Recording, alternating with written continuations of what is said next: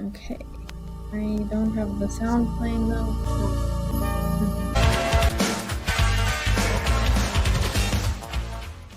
We took a lighthearted approach last week and did a nice little Easter egg hunt with our friends. Hopefully you guys enjoyed that as much as we did recording, because it was a lot of fun. Hi, Josh. Hey, right on time. Yeah, the Easter egg hunt was kind of thrown together at the last minute. I didn't get a chance to talk about like the idea and how long it took to get to doing the actual hunt, because Colin decided to cut me off when I was trying to tell a story.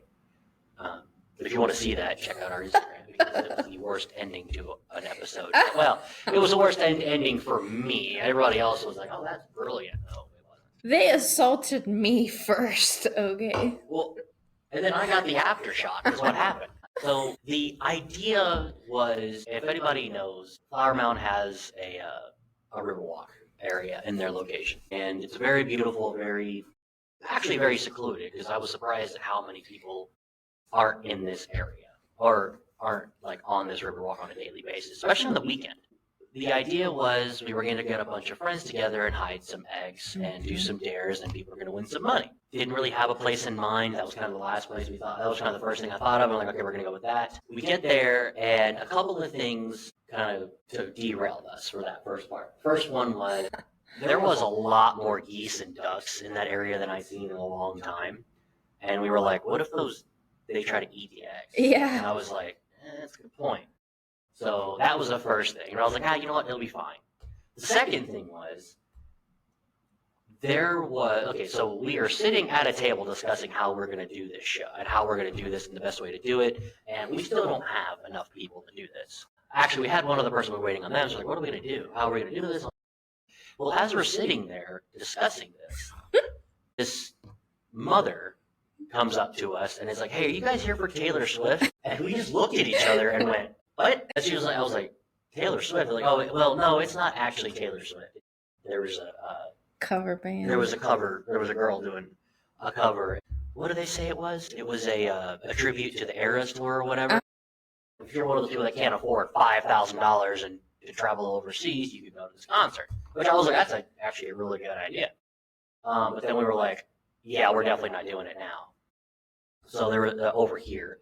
So there was a park across the street on the opposite side that was actually relatively secluded, so we went over there. And as we were walking over there to see what was going on, just to check it out, so at the end of this Riverwalk, there is a chapel with a room, or with a building that also, a banquet hall. A banquet hall, thank you. And then as we were passing, we could see a photographer taking photos of a wedding, or a wedding that was either going to take place later that day or had already taken place, and they're just doing photos at the last minute, whatever. And then we were like, yeah, we definitely can't do this now, because I do not want to find my way into a random wedding, a random photo wedding, or a random wedding photo. So wedding crashers. Yeah. Yeah, we're not doing that. So long story short, we ended up going across the street, which has actually worked out really well. It was actually relatively secluded. There weren't a lot of people around, and it got really well. So it did. It was a lot of fun. It was a lot of fun. We had a lot of fun recording it, and if you guys get a chance, definitely check that out, because it was a lot of fun. We're going to try to do more stuff like that in the future. We have a couple of ideas coming up. So yes, this is your call to action. Yeah, seriously. If you want to get involved with the show and kind of have fun, you're like, I don't really want to sit and record and talk all this other and talk about myself, whatever. We are going to be doing some game show type scenarios down the line and try to put our own spin on stuff that we've seen on TV. Spoiler alert, we didn't come up with some of the stuff that we did are not new concepts. Yeah. Other people have done it before. Just a spin on things. Just a nice little spin on things. So if you want to get involved and you don't want to sit here and talk about your life or whatever, which, some people don't, it is what it is, then that would be a good time for you to get involved with the show. So we have a sign up sheet or whatever, or on our Facebook page for the game, or for the next one. Yeah, I haven't released it yet. It's still in, just because we've got to figure out one little logistic issue, and then we're gonna do it at pretty much. Yeah. So if you're listening and you want to host a game show at your humble abode, reach out. Or you have a place that we can do it at. Yeah. That seems to be our biggest drawback. It's like we have this idea, but we don't ever think about where to put it. Yes, So, exactly. There's that. It's like we got all these people want to get involved, but we don't have a place to do it at. So, if you have an idea or you think you can host, please reach out. Or if you're curious about what we have coming up, of course, please reach out. Reach out regardless. You know, we like the feedback. We enjoy connecting with you guys. You know, we've got some outside of the studio stuff going on, and we want to get you guys involved and have a little bit of fun. That being said, as I always do, what do you want to talk about? Okay, so we've been talking about how people can't support what you hide. That was a huge topic for us a couple weeks ago. But what no one tells you is just how exhausting it is to actually be seen across every version of your life. So we want to dive in a little bit of what it's like to kind of reserve yourself for certain people in your life, like, because we all naturally have cliques. Like we have you and I, we have our pool friends. You have your D&D group. You have your friends from high school. You have all of these people in your life, and like me personally, I have my childhood friends, my coworker, my pool friends, stuff like that, and then naturally you kind of reserve yourself from those people, and it's almost like individually they know you someone else, right? If that makes sense. And you're not like being shady. It's just you keep that portion of yourself undisclosed because it's like that doesn't fit here. Yes. Right? Yeah. And you don't even talk about the stuff that you do with those other people, right? Yeah. You don't mix the D&D with the coworkers, or you don't do X, Y, and Z, right? So, yeah, and it gets draining. Yeah. It really does, because you're not necessarily hiding yourself. You're just not in that just doesn't fit that mold, essentially, is what I think is what it boils down to. Is it's not that portion. This does not fit with this, so I'm not going to put that with this, or whatever. Yes. Kind of want to explore that a little bit and talk about possibly opening up or breaking that mold, so to speak, to what we're calling cross-contaminate our friendships. Cross-contaminated, yeah. It's an unspoken, I think it's an unspoken thing that we all do and that we're all guilty of. We don't even realize that we do it until eventually this friend meets this friend, and you're like, yeah, yes, you know, like you've got this one who's a cosplayer, and then this one is like your coworker who's got that straight laced up, buttoned up style, and you're like, oh no. And then you just completely forgot to set the tone as to what's about to happen. And then you're like, I'm bad at that. By the way. So I'm guilty of that on all accounts. A friend of mine that I've known my entire life, she says I have multiple personalities. And I know where y'all think I'm going with this. That's not where I'm going with this. So there are multiple characters that in TV shows that I share the same persona with. This was a long time ago. So then there was different personas for different scenarios and different people in life. And it wasn't until recently that this came to light, and I had forgotten about this whole thing, right? Yeah. And sometimes those would intermingle, and it just got to the point where I was like, I was not ready for that. No. So, but let's dive into it. I mean, because I think I'm not gonna break new ground with this one, because everybody knows this happens a lot. But we're gonna tell you about our experiences, because full disclosure, I'm guilty of everything we're about to talk about. And it's just now coming to not just now coming to light. I've known it my entire life. Under wraps, so to speak. So, yeah. Under wraps, I guess, if that's the best term. So. Okay, so let's dive into our first little section. Why we hide parts of ourselves. Is it fear of judgment? Fear of not fitting in different circles, like your family versus friends versus work versus hobby groups? Well, you know what? Let's start there. What about going from, let's say, your D&D group to your pool friends? Do you, like, on the way there, are you like, okay, let me take this mask off, put this one on? Or is it more of just like is that is it specific to you, or is it a fear of them not, like, let's say you're having a birthday party, okay, and you invite both of them. Is it a, oh my god, what if they talk to each other, or is Right. it a, I have to put my, I'm going to keep you guys over here, I'm going to keep you guys over here kind of situation? So I I hope don't. that makes sense. I Yeah. know So I I don't think it's necessarily I'm going to keep you guys over here. I'm going to keep these guys over here. It's at some point in life, I think. You get those multiple circles, and sometimes those circles don't have a lot in common with each other, or they haven't met at all, right? And this is I associate this with this group, this is what I do with this group, and this and vice versa, right? They've never met on any stage, right? So I think what happens is you just start associating one thing with the other, and then eventually you're like, this is specific for this. I can't bring this into that. And then sometimes, in the outer world, outside of those groups, some of the stuff that you are into and stuff like that, mm-hmm. you can feel as, growing up, it was taboo and it was kind of frowned upon. Like you got your anime, you're a frequent anime watcher, growing up.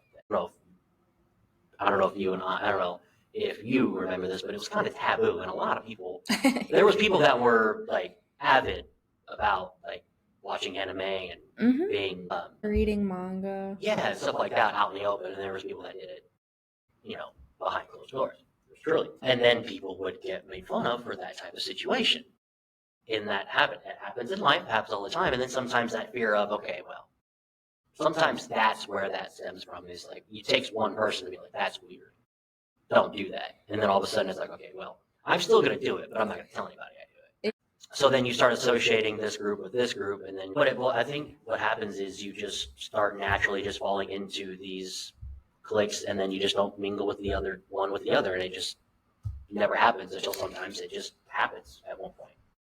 Yeah. If that makes sense, I hope you guys follow that because Have there been past experiences where being fully seen led to being hurt that maybe is causing you to separate? And not necessarily just you, I'm just saying. Yeah, I can't think of one. I can't think of a scenario in like a past life. I can't think of a scenario in my past where. So is it more just fear for you? Yeah, oh, it's definitely fear. Like I feel like once you reach a certain age, right? I think I'll go back to when we were growing up and kids essentially. You're kindergarten, fourth grade, fifth grade, sixth grade, whatever, Mm-hmm. right?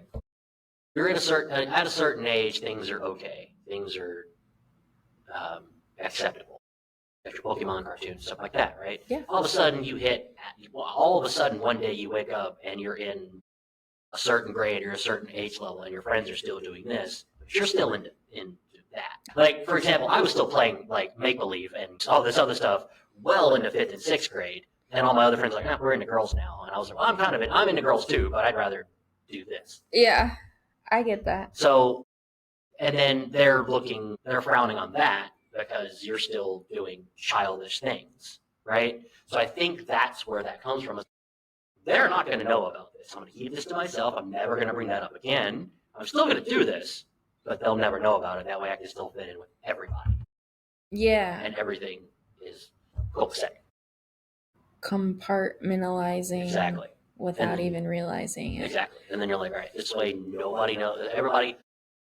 Nobody really knows this, and I can still be myself, but maybe not. I don't know. Yeah, absolutely. I think for me, I don't necessarily have an example of that either, but I do know that as a person, I tend to, like, I'll have a birthday, for example, and I'll invite all these different people because I want them, I want to celebrate with them. But then when I get there, I forget. It's almost like I forget that I do different things with all these different people, and then I'm like expecting them to just come together. But like at my most recent outing of a birthday, we went to the Foaling Warehouse in Plano, and if you've never been, it's fantastic. Shout out. It is a mix between football, bowling, and Cornhole, yeah. So they have the pins set up, the bowling pins set up on a cornhole board, and you throw a football to knock the pins down, essentially is what it is, and you're on different teams. However, I invited my mom and dad, Colin's mom, Colin's dad, and then they brought both of their spouses. And which of course they were invited. I don't want it to sound like I didn't invite them. Yes, obviously. And then his sisters, his brother, and his brother brought his wife. And then I invited like my work friends. I invited my childhood friends. I invited my pool friend, like just all these different cliques in my life. I invited them. And naturally what they did was kind of separate off into each other. Like my childhood friends were sitting at one table, my work friends were sitting at another table, and I didn't realize it until I was like out there playing a game and I looked behind me and I just saw them like all they all said they had a really great time, but it was like kind of a wake-up call for me because I was like, oh my gosh, like how do I introduce these people? No. I just kind of was expecting everyone to get with each other, right? powwow with each other. Not that I'm complaining, because obviously it was a great time, but... Yeah, and at that point, there's only so much you can do, because it's like, those people are going to gravitate to where they... feel comfortable. Where they, not only where they feel comfortable, but also where they recognize somebody. Like, for example, your work friends show up, you got a couple people from work, they're going to naturally gravitate to that other coworker, and you, and then your childhood friends are friends with each other as well, so they're going to gravitate there. Yeah. And then you've got everybody else who's going to gravitate to the people that they know. That's one of the things. That's one of the reasons why I don't really have a lot of big get-togethers, or I would love to, but it's like these people are going to naturally just find themselves into their own cliques again, and I'm going to have to introduce them, and I don't want to do that. Not because I don't think they'll get along, but it's like that's just a lot of work, and yeah, so just, you know what I'm saying? So absolutely. And then I forget they don't know each other. Yeah. Like that's the thing. And you don't prepare for what somebody's about to see. You know? Yeah. You've got your cosplayer friend who's into that, that is totally into it. You're into it. You love it. You love that about them. And then they meet your coworker. They meet your boss, who is suit and tie, straight laced business, and then you're like, I should have set the tone for what's about to happen. Yeah. And then come to find out, your boss is like, that's freaking cool. And they're like, yeah, that's kind of cool. What do you do? And then they get along so well. You're like, I should have introduced you guys. Phew. Yep. I've been there. Yeah. Okay. I'm good. So sorry, full disclosure, this episode kind of, okay, so we have talked about this stuff in the past, but we haven't actually had a conversation about what we wanted to talk about today until we got here. Because neither one of us have come up with a topic. So it's been a long week. It's been a long week. And it's been a long, but we're here. It's been a long 2 weeks, to be honest with you. A lot of stuff has happened. There's been a lot of interesting things, and so we didn't really have a conversation about what we want to talk about until we actually got here. You're welcome. You're welcome, and hang tough for us. Okay, move us along. Okay, so the exhaustion of managing different versions of yourself. This one is a huge section that we are going to crack wide open. We're going to discuss the mental gymnastics of keeping stories straight. And I know that probably sounds like you're, for lack of better words, lying to the other cliques of your life, but I think it's more like withholding yourself because of that fear of judgment we talked about earlier. So how do you personally deal with the mental gymnastics of like, I'm in this friend group, better not say that? I don't think I've ever actually dealt with it. You haven't? No, well, I say that, but I've dealt with it, but I don't think I've ever put a plan into place as far as how I'm going to deal with it. I think what happens is, let's say, for example, I'm going to visit with one clique and then go visit the other one, right? Mm-hmm. I tell this clique I have something going on at this point in time. Don't disclose what it is. You know what I'm saying? Uh-huh. And then I tell this other one, hey, I'll be there, but I got something else going on during the day or whatever, and then I'll be there afterwards. Tell them what it is, and don't even worry about it or anything like that, right? It's just, I'll be here. You know, expect me at this time, right? Just kind of set things vague. Yeah, just kind of keep it vague. Because, first of all, anybody who knows me, I do this myself. Tell people all the time, your personal life is none of my concern, and it's none of my business unless you make it my business, right? And that same way with me, I don't tell anybody about my personal life. You know, which is why I get in trouble. You're so guarded. I am insanely guarded. So, and that's why I keep things vague with people, is because it's like, this is what you need to know, and that's all you need to know. If I want you to know about this stuff, you will, and maybe I'll tell you, maybe I won't. I don't know. That's up to me, not up to you, right? So that's how I would. That's essentially the gymnastics of what would happen. I'm going to be here at this time frame. I got to go visit this other group. I'm going to change from one mask. I'm going to put one mask on to the other, or whatever, right? And then that's how I would keep that around. Now, that does get exhausting, because then people ask, oh, hey, what's going on? How are you doing? What have you been up to? And you're like, well, I was playing D&D 30 minutes ago before I got here. But I'm not going to tell you about that, because I don't want you to think I'm weird. Which, full disclosure, that's not weird. No, but you feel like it. it's weird, right? Yeah. And you don't. But you're like, just, got a lot of stuff going on, blah, blah, blah. Just keeping it as vague as possible, hoping they will drop the subject and move on. And then they don't. You're like, how do I keep them from talking about this so that I can just move on? So that's the gymnastics. And then eventually it just slips, and you're like, I think for me, I overload my brain so much to a point of like, I'll be mid conversation and being about to say something, and then I'll like, whoa. That's not the time frame here. Yeah, like I have to really take a step back and focus on my words, because I will forget who I'm talking to and what clique I'm in. And I am not that, but full disclosure, not that that is a bad thing. They probably do not care, but internally we tend to, like I said earlier, compartmentalize without realizing it and not want to share those things. I totally understand that. Let's talk about the emotional cost of self editing all the time, what I just said. Like, how does that, do you do that? All the time. So how exhausting is that for you? And do you do anything to, I guess, keep your story straight, if that makes sense? I don't think I have the work to keep my story straight. I just keep things as vague as possible. I'll give you an example. Oh, I know a lot of my stories stem from dating life, or the lack of it. But sometimes you get it in your head and you meet somebody new that you're interested in or whatever, right? And they're in a different clique. Mm-hmm. So you associate them with that clique, right? So you don't tell them all the details as to everything else you're into, your hobbies, your D&D, you're going to the Renaissance Fair, stuff like that, right? You're dressing up for the Ren Fair, stuff like that, right? And so when they ask you, like, hey, what have you been up to and all this other stuff, they're just like, I've just been working. And you don't, and so you don't fully disclose everything you're into and all your hobbies, because you're like, if I say this, they're just going to immediately become disinterested. And it's going to be like, wow, that's not what I signed up for, sort of thing, right? So you keep that to yourself. Mm-hmm.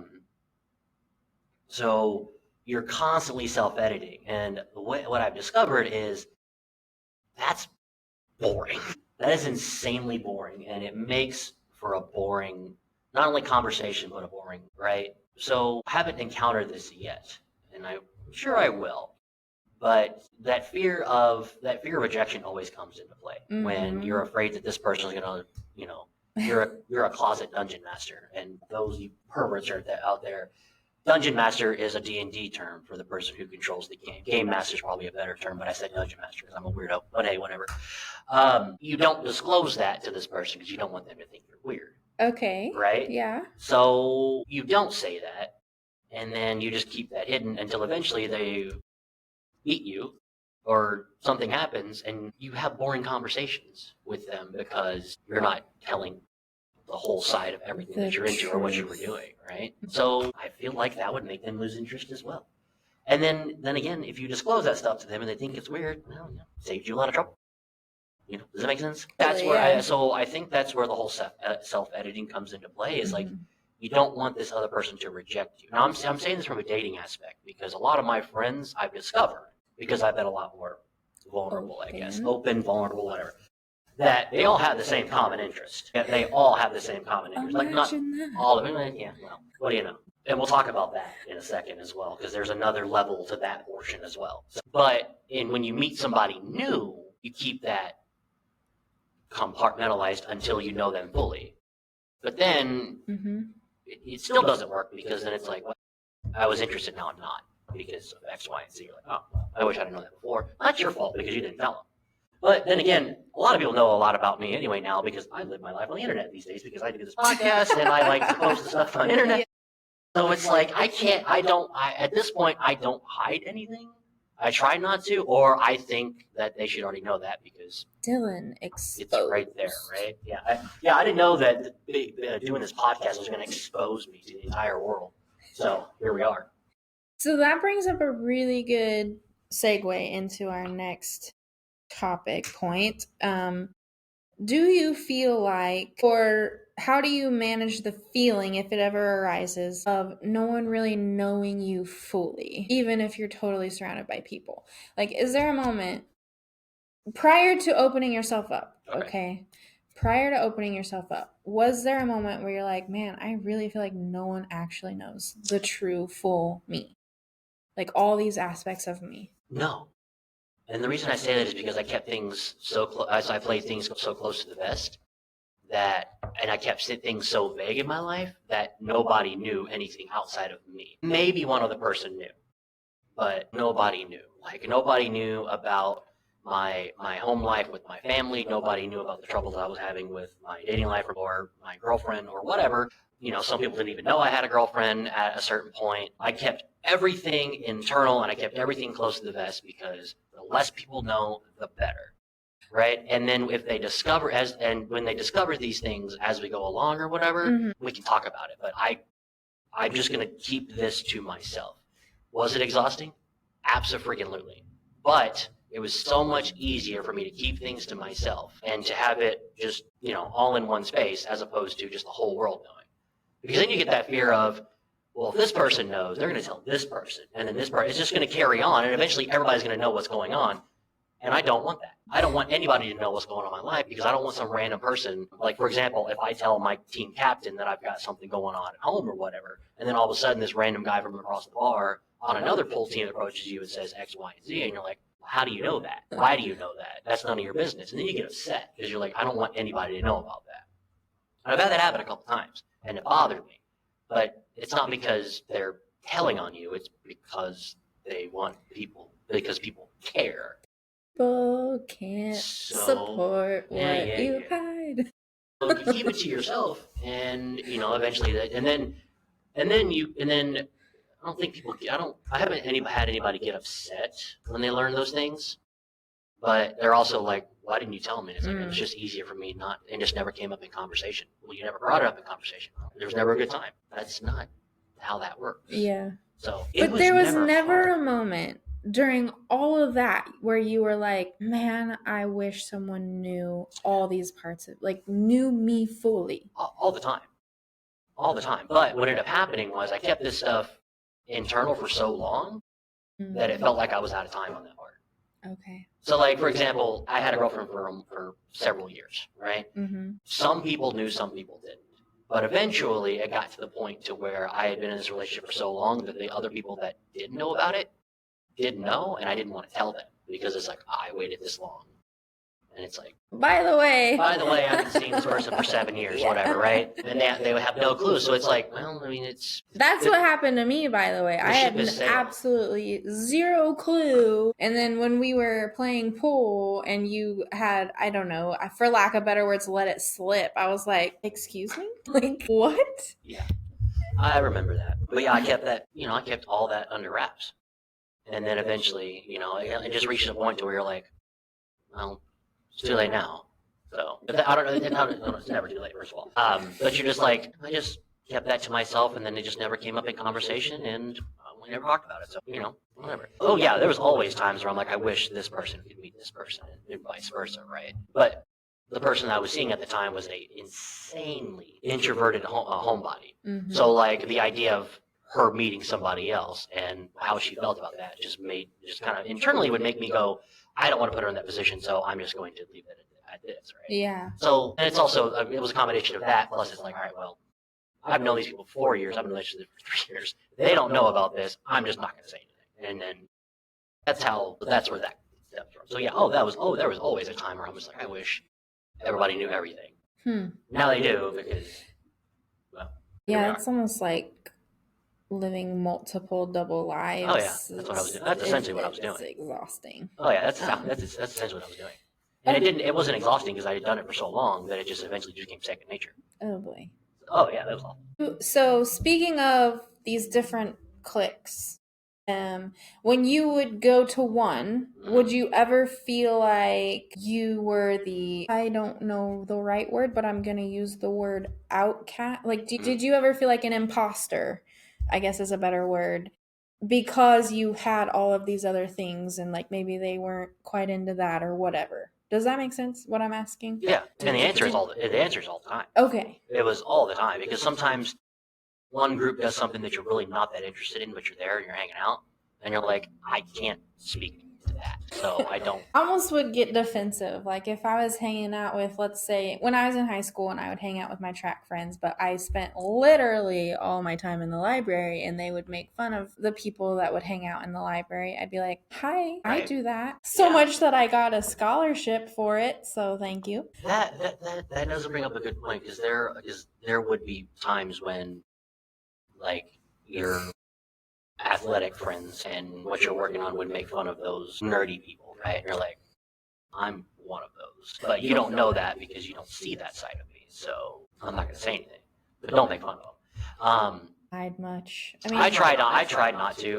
My thing is, we're all in the same area at the same time. Eventually, you're going to see me with these other people, and then you're going to ask me questions. So you should already, in my head, you should already know this. But hey, whatever. It is what it is, right? And then and then vice versa. You have your nerdy friends who would make fun of the athletic people, and I would get really defensive about that because I'm like, that's not. Yeah. Like there would be so much. Like I would be hanging out with my nerdy friends, and they would make fun of and talk about how stupid some of the football players were, and I'm like, which is not true. Which is not true at all. I'm like, I mean, like they might seem stupid, but they still have to like go to school. They still have to keep their grades up. They have to make a certain grade in order to even play. So they have to keep a certain grade up, whatever. And I'm like, that's a lot of work, And some of those guys that were playing were insanely smart, and they just didn't see that because those guys didn't really care. It just came to them naturally. They didn't care. I still to this day attest that some of the smartest people I ever met in high school were football players, like offensive linemen. Like I cannot tell you how many things those kids had to remember. I remember like offensive linemen and quarterbacks and whatever. The communication between coach and quarterback at that level, like the words and stuff like that, it just sounds like to normal people it sounds like mumbo jumbo. Yeah. And it's just random words thrown together, which it is. But they would know like this word means this. This word means this. When I say this means that. You have to memorize all of that, understand how that works. And then you have to communicate that to your offensive linemen who also have to understand not only what that word means, but also when you say it in a different way and communicate it to X, Y, and Z.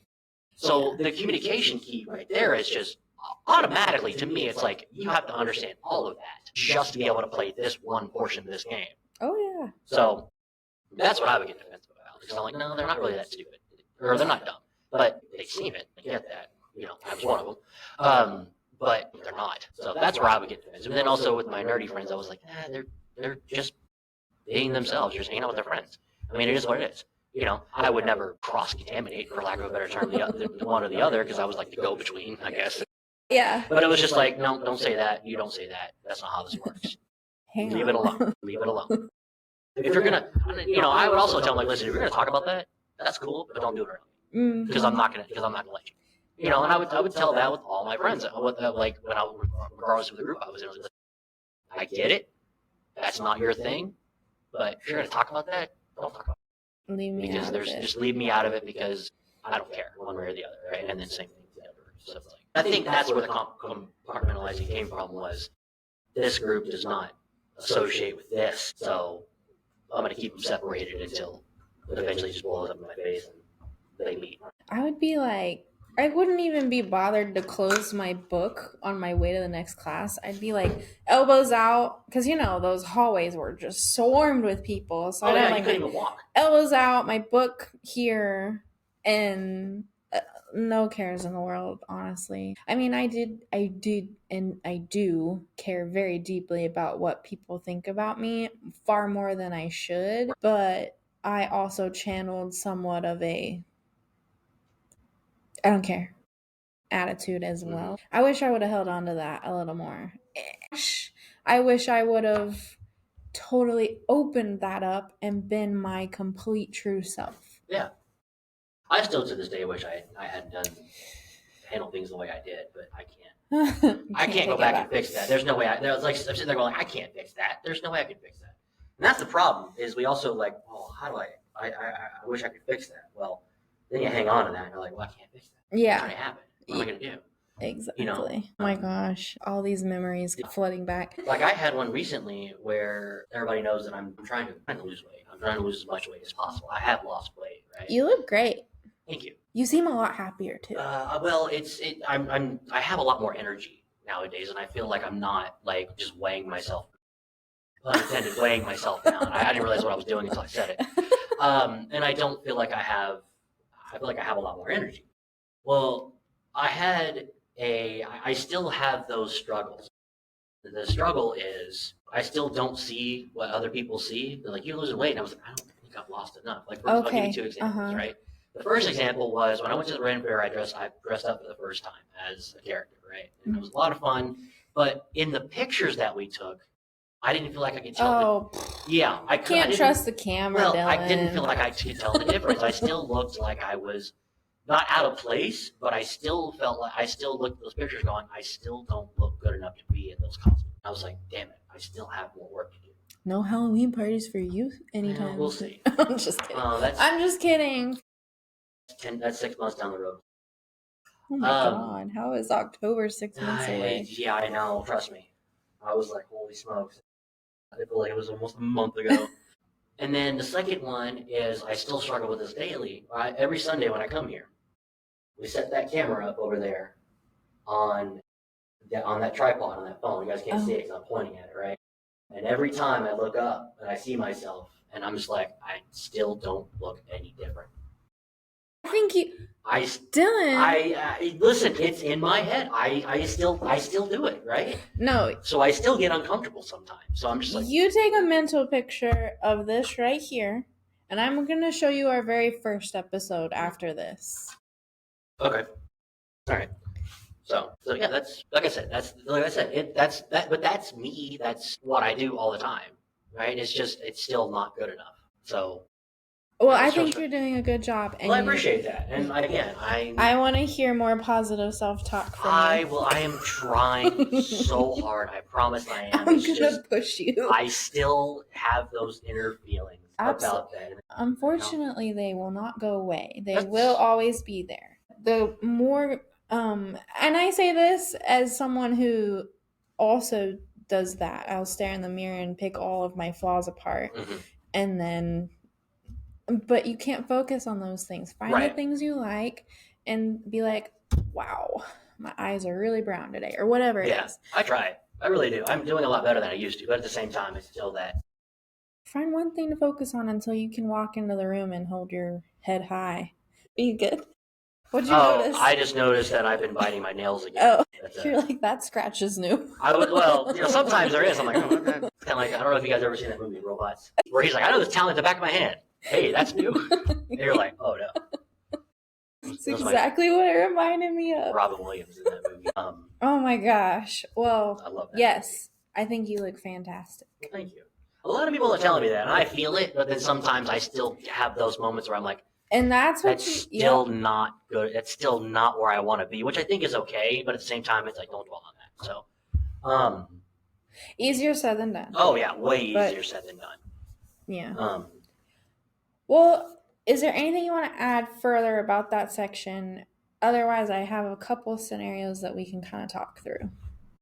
No, let's move on. All right, so we're going to call this section cross-contamination moments. These are maybe some awkward but also freeing moments. / Why did you take a breath like that?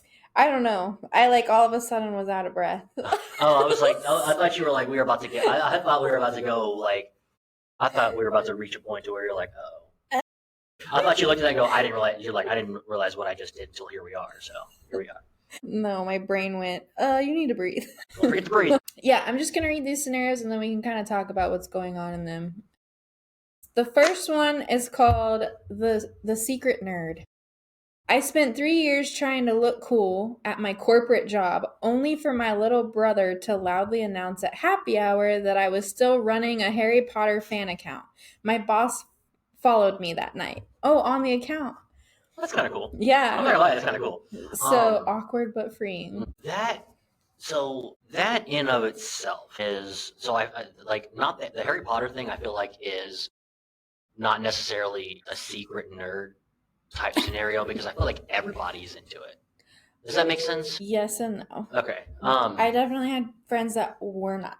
I have friends too that weren't into it, but at some point, I can tell you right now, at some point, somebody took those quizzes and found out what house they're in. Yeah. I can guarantee it because Rage quit after becoming a Hufflepuff or something. first of all, rude. I know, I'm a Hufflepuff too. I know, so am I. I felt like I could. I had a friend of mine. He does not fit that category whatsoever. Okay. Right? But he did tell me one time, he was like, I took that quiz and I'm a Slytherin. And he goes, I have no idea what that means. And he goes, I've never once seen those movies. And I was like, why did you take the quiz? He goes, because everybody was freaking talking about it. And I was like, what the hell? Why don't I do it? So I know for a fact at one point somebody took that quiz and was like, I have no clue what this means, but now I can move on with my life. People give Slytherin such a bad rap. I tried not. I don't either. I feel like Hufflepuff gets more of the bad rap because it's not as cool as the other three. I guess if that makes sense. Like talked about. Everybody wants to be everybody wants to be either Slytherin or Gryffindor, right? Everybody thinks they're one of those, and then all of a sudden they're like, I'm a Ravenclaw, and you're like, cool. That's kind of cool. Like I found out I was a Hufflepuff, and I was like, no, I thought I'd be more Slytherin. But then you look at it, and you're like, eh. Yeah. You look at the bare minimum of what that house represents. You're like, all right, all right, and then you embrace it. So now everything I own is freaking Hufflepuff. However, it's turned into like it used to be you're this house, but now it's kind of turned into astrology just a little bit, where they're like, well, I'm a Hufflepuff, but my moon is in Ravenclaw or whatever. Yeah. Overcomplicated now. And I'm not trying to be rude. I enjoy astrology, don't get me wrong. It's just funny how, like... Or they put in their dating profile. That cracks me up too sometimes. The more you... I just feel like more recently things have started coming out about, oh, my moon is in Libra or whatever it is. Or whatever. I don't know. I don't know enough about it to talk about it, and I'm not trying to be rude. I'm just saying, it used to be, what's your zodiac sign? Oh, it's this. But now it's like, oh, it's this, but I was born at this time, so my moon is in blah, blah, blah, and now it's October, so my moon is in... And, like, I get that. I totally get that because you... take on certain personalities and stuff like that. But I wish I knew more about it. But on that same accord, I don't understand. I feel like that's just overcomplicating things just a tad. Two things. One, it's to me, and I apologize if anybody takes this. Right. If anybody takes this the wrong way, I apologize. Two things. One, that way overcomplicates things, and to me, it makes me feel like you're making an excuse of how you're acting, and I don't care for that. Mm-hmm. Two, I don't care. I'm going to say that right now. I do not care about your astrology sign. I don't care about anything like it. I could care less. What are you, by the way? Only thing I know is Aquarius. Outside of that, I have no clue about anything else. Oh, okay. Does that make sense? Yeah. That's the one thing I know, and I don't care about That's all I know. Yeah. And honestly, I don't care to know. Like Cancer. Anything about that. To me, in my opinion, on the way I live my life, that does not matter. So when you tell me I'm a Cancer or Capricorn or whatever, I'm like, I don't care. Well, your sign doesn't change. You'll always be an Aquarius. Right. And I'm like, I don't really, that's the thing is, I don't really care. Does that make sense? Like, it's like that does not change. Someone's going to comment and be like, you can. You're such an Aquarius. I know. That's such an Aquarius thing to say. And I'll be like, that's cool. I have no idea what that means. Oh my gosh. To me, that doesn't matter. Like, I care more about your Hogwarts house than your sign. I could care less. That's funnier to me than your zodiac than your damn zodiac sign. I don't care. I don't buy into it. And I'm again, full disclosure, I think it's cool that you do, but do not sit there and tell me the reason you're acting like a dick is because of the moon, the stars, the son or whatever. I don't care. You're being a dick because you want to be a dick, or vice versa. That's my thing. Okay, so you don't like when people use it as an excuse. I don't like when people use it as an excuse. Sometimes when people say things, right, like the Aquarius thing, right? Like I had a girl. So this is I didn't. okay. If it came back, sorry. I looked down and my note sheet was blank, and I went. It's like I didn't touch anything. I had an interest. It got mad at you.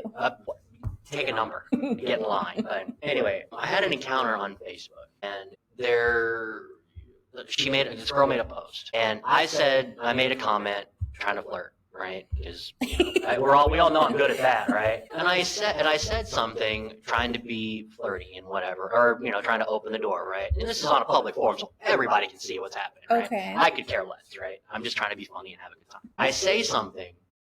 And then her response is, well, you're also an Aquarius. And I'm like, I'm a treasure, first of all. Kiss my ass. And then that's kind of where that ended, right? And so I was like, and so that's why I get aggravated about that kind of stuff. You're using it as an excuse of X, Y, and Z. Me, I don't care. Like, if we're going to get along, we're going to get along. If we're not, it has nothing to do with our zodiac sign. It just means that we're just not compatible. That's just the way life works. So, again, if you don't like that, you don't like what I said, I apologize. But again, it does not mean anything to me when you say that type of stuff. I just feel like life is the way it is. It has nothing to do with the sun, the moon, stars, the earth, and all this other shit. Right? So someone's gonna come at you, but they can. You know what? They've already come at me before. But again, I'm gonna tell you this now. When you come at the king, you better not miss. Because if you come at me, I will blast you.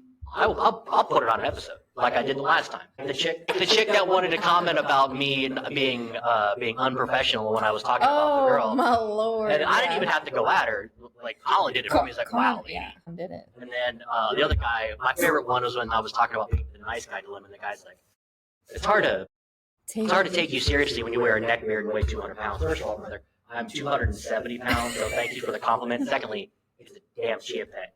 I have to do it professionally. I have to get it done. Colin went after that guy too. I know he did, and that was brilliant. I was like, see, I don't have to do this. He's a guard dog. So again, I don't mean any disrespect by it. If that's what you're into, you can educate me more on it if you want to. But Absolutely. don't use it as an excuse to be like, that's why I'm acting this way today. No, it's because you're a little off today, and you've got a short fuse. That's why you're acting like that today. And we all do that. Yeah. Or you're in a better mood or whatever. I don't know. Anyway, let's move on before I bury myself like I normally do on the show. You're headed there. I know. I'm glad your sister's not. I'm glad your sister's not in the comment section. Yeah, that's what. She subscribes to the Aquarius and the. Yeah.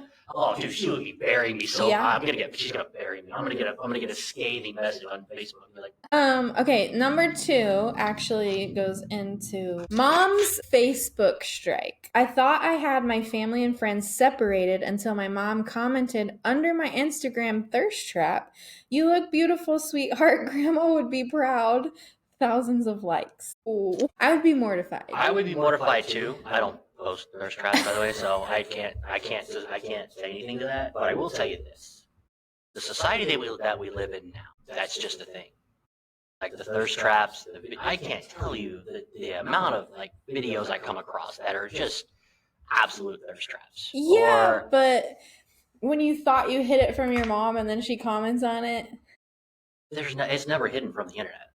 The internet is undefeated. You can block people. You can, but the internet is undefeated. There is something from 10 years ago that somebody could go back and find, screenshot it, and bring it back up. Oh, yeah. And that happens all the time. So that one, I'm going to tell you, you should have known better. Mm-hmm. You should have known that was going to happen. Now, did you do it and you're like, this is going to be great because somebody's going to see it. The person that I want to see it's going to see it, right? And then mom saw it and it was like, your grandma's going to love this. And you're like, oh, dear God. You should have known. I'm just going to say you should have known better.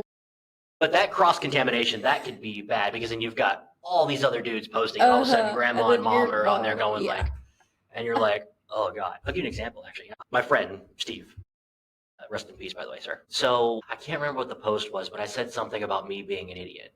And, well, we all know sometimes I am. It is what it is. There are things that I'm clueless on and stuff like that. Well, I posted on there that I posted on Facebook, so I feel like an idiot or whatever.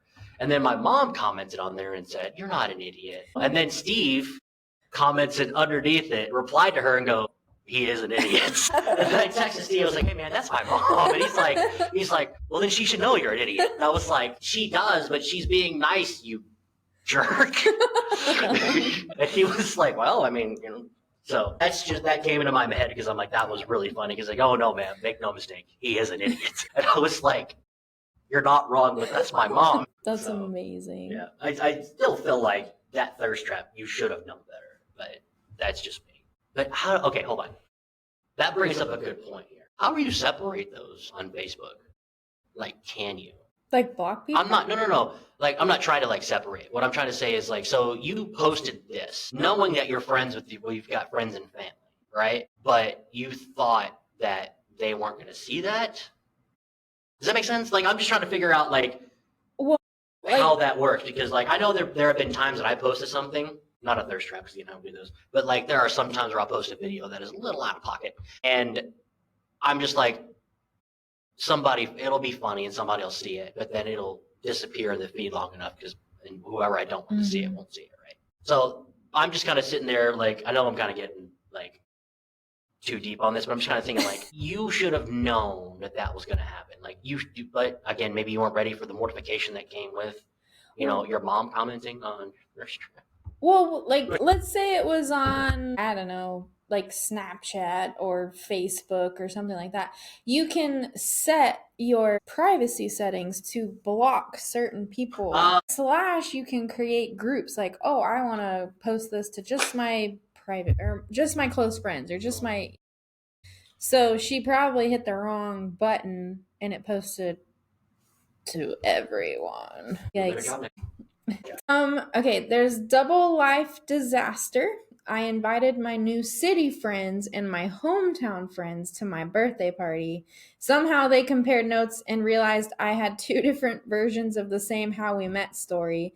I was exposed like an episode of Catfish. What's confusing you? How we met. So, did you tell your city friends that you met your hometown friends in a different way, or vice versa? Maybe. I'm trying to figure out like why. Okay, I have never like told a different story of how I met someone. Okay. Like how I met you. Yeah. Right. We had known each other for the longest time. We didn't know each other until you beat me with a notebook. And then our lives became intertwined from that point on, right? That's just kind of how it worked. I've never lied about how we met, and that's how we met. So I've never actually like told a different story of how I met somebody. Okay. I've kept things out of said story, out of how I met somebody, just because of the fact that it wasn't relevant. Does that make sense? Maybe that's. So I'm just trying to figure out, like, that's the only thing that's never happened to me. But because like when somebody meets, why are you looking at me like that? Because I feel like because you have something in your holster, and now you're like, no, you're lying to me, and I'm about to expose you. So no, I don't. I don't have anything in my holster. Are you sure? Because the look you gave me made me think otherwise. So I don't think I've ever kept how I met somebody undisclosed. So like, and when for example, when one friend of my clique meets another friend from one of my cliques, I've never like told them different stories of how I met the other person, right? Or I've never told them how I met this other person, and then just now telling them or whatever, right? Yeah. So can you speak on that? Because I can't. Well, I really was just thinking like the truth comes out. So whether you knew, you obviously like a Sweet Home Alabama situation, or both of these people were invited to this location to celebrate your birthday. They're going to talk to each other unless you were hoping that they would just internally not meet each other, right? So there's no need to lie. Yeah. But maybe it was a situation where because okay. Have you ever seen the movie Confessions of a Teenage Drama Queen? Yeah. With Lindsay Lohan? Yeah. Okay, so when she first goes to that school, she makes up this whole big long story and blah, blah, blah, blah, blah. And then all of a sudden, the worlds collide. Mm-hmm. So I'm thinking that this is what happened here. That could be the real thing. Okay, yeah. Okay. Now I'm getting it. Okay, cool. Right. So the truth will come out. It always finds its way. Worker crash. I made a TikTok. You read this one? I read it before we started. I read this one. I'm like, this is so dumb. Should I skip it? No. I can't speak to it because I've never done that. So go ahead. No, read it. Sorry. Okay. I made a TikTok joking about hating my job. Oh no. It went viral. My coworker snitched it and stitched it and my boss saw it. I became a teachable moment at the next team meeting. Oh my god. First of all, I'd be mortified. Oh I'd be my like, God. really? So I keep my work Oh. I keep my work life and my personal life completely separate. I do my best to make sure that nobody knows where I work and what kind of work I'm in. I like when somebody asks me what I do for work, I just tell them I work in insurance. I don't tell them anything else. I don't tell them what I work. I don't tell them what I do. So that because I feel like that opens a lot of doors for them to ask questions that I don't care to answer and I don't care about. Yeah. Because I'm not on the clock and I'm not getting paid to answer your questions. Yeah. Sorry, not sorry. So, and I've never once posted on social media about hating my job. Even though there have been times where I'm like, I really hate this. This is stupid. But I've never actually done it, and so that the world can see. So I'm just sitting there going like, you had to know that this was going to happen because the society that we live in is such a virality society that it doesn't matter what you do, what you say, it's going to get back, right? Again, I go back to what I was saying a minute ago about the thirst trap thing. That is going to make its way around eventually. Again, the internet is undefeated. It doesn't lose. So you'll find a way. It'll find a way to get you back. Something's going to surface from when I was a kid. You're like, I remember this. Not that I've ever said anything. Never mind. Stop talking. Okay. Okay. But yeah, that I could see. And I see that on TikTok all I the wonder time. if teachable moment meant Don't do that again. Fired or like this is a warning. Like, hey, you want to make this, I'm gonna blast it and Or- embarrass you, or we get that you're not happy about the situation, but don't put our company in, don't put our company into, don't bring it to a personal life. Don't bring a bad light on the company or whatever, Just imagine being a teachable moment, and then at the end, your boss is like, "By the way, pick up your stuff." Yeah, by the way, there's a box waiting for you at your desk. Yikes! We've already packed your stuff up. Actually, we put it in a black trash bag. We're just gonna ship it to you. So get out. Yeah. I could. Okay, number 5, gamer reveal. My gym buddy thought I was super macho until he walked in on me screaming during an online Mario Kart tournament. He still brings it up every chest day. I would not be embarrassed about I wouldn't be embarrassed about that at all. Yeah. I mean, it is what it is type of situation. Like, and I don't know what about that makes you not macho. No, there's nothing macho. Sorry, I was about to say there's nothing macho about that, but that's not true. There's nothing not macho about that. Like we all get. I still do that shit to this day. Like even I'm by myself and I'm playing a video game and something stupid happens. And I yell at the screen. I am screaming at this. I'm still playing NCAA college football 25. Nice. Right? Because by the way, I waited 14 years for that game, and I'm gonna get every piece of enjoyment out of it that I can. So I'm still playing it, and I still have aspects. Like, by the way, I'm not that good at those games. So if anybody is like, "Hey, you want to play?" No, I don't, because I suck at it. I'm terrible at it. You're not gonna. I'm not online. I'm not online. I play storyline. I do the whole Road to Glory, Dynasty mode, all this other stuff. I don't do anything online because I'm not that good. And I will make a really bad decision, or the AI inside of it will do something stupid, and I will just sit there and be like, "What the are you doing?" Yeah. And then I'll just be like, "Why? Why?"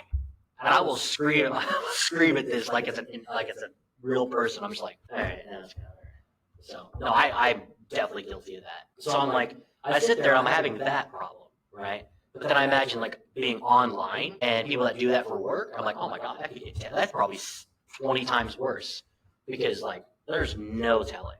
So I don't think that makes you macho. I think that's funny. I think that's really funny actually. If I had a friend of mine, which I have friends who do that, who've done that all the time, and I've seen them scream at a video game. And I'm just like, and it makes me laugh because I'm like, that was funny. Or when they go on this tirade and it's just nothing but just funny words, and you're like, wow, it's funny. I think it's funny. I enjoy that stuff. It makes me laugh. So I don't think there's anything not macho about that. Although if you scream in a high pitched voice, maybe. But then again, I've done that too. So and see, my voice just cracked. So here we go. So angry that your voice changes a couple octaves. Okay, number 6, private hobby goes public. I handmade pottery as a stress relief hobby. One day, my roommate thought it would be funny to post my weird little goblin cups online. They went viral. Now, strangers know more about my goblin obsession than my best friends do. I mean, own it. I think that's... At this point, you've got to own it. or you're gonna let it destroy you. Yeah. Honestly, I mean, that's a real. That's super cool. Yeah, it's like if you're really good at that, that's cool. I mean, it makes me laugh because it's like that is actually like that happens a lot because you realize that you like the 1% of people are interested in this. Yeah. And they love it. Yeah. Right. So you hit your target audience. Yeah, it was they help you hit a target audience that you had no clue existed. So now you have people that you have mutual interest with, right? Although, like, if my roommate was like, "Look at these little weird little comic books," that would really make me mad. Like, hey, absolutely. Stay out of my business. Yeah. Right. That's the part that makes me mad. It's like your weird little goblin cups. I made them. But that's funny. That actually is like, by the way, you just made me 10 more friends. Yeah. And by the way, they're like, hey, how much do you charge for those? You're like, I just make them as a hobby. Oh, I'll give you X amount of dollars to do it.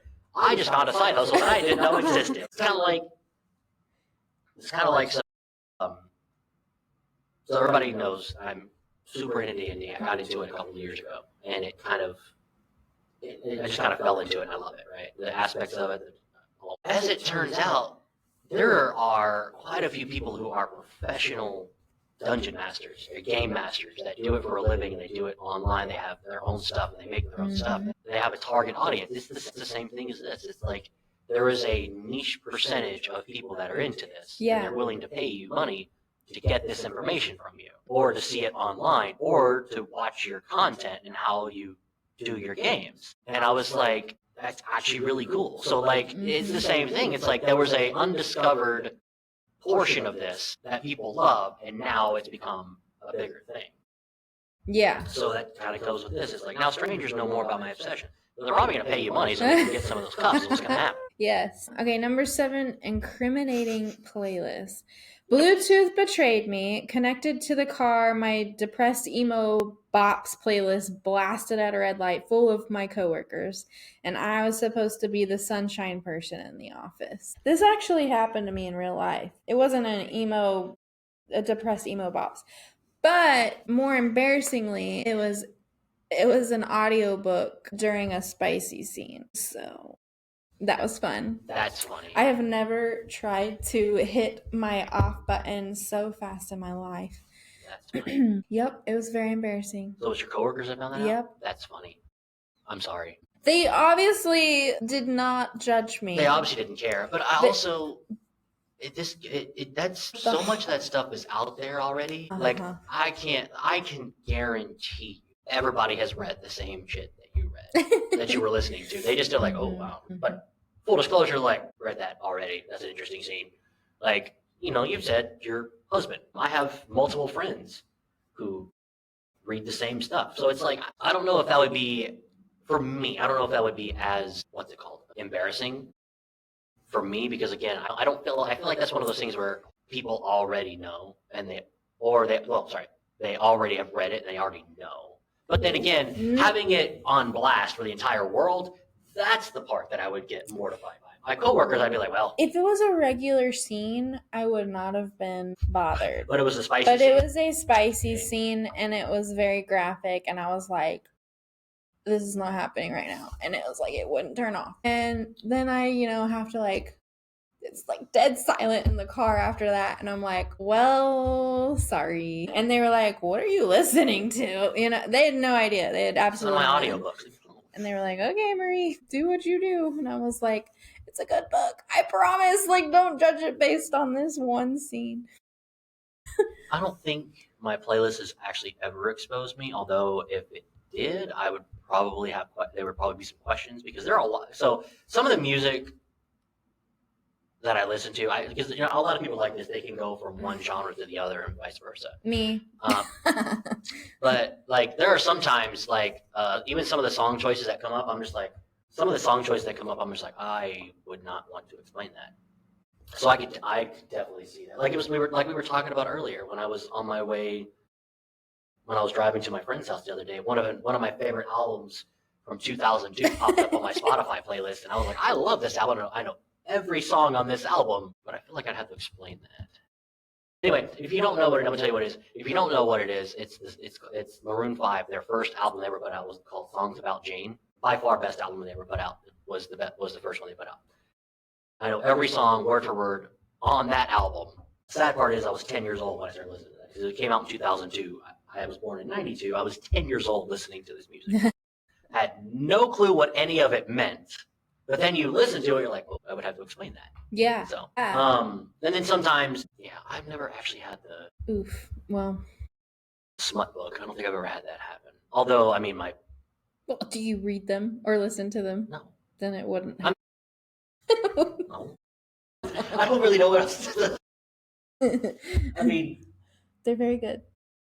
You know what? And, well, okay, I take that back. All right, hold on. Let me go. You know what? Fine. You put yourself out there. I'll put myself out there. We'll do this. All right.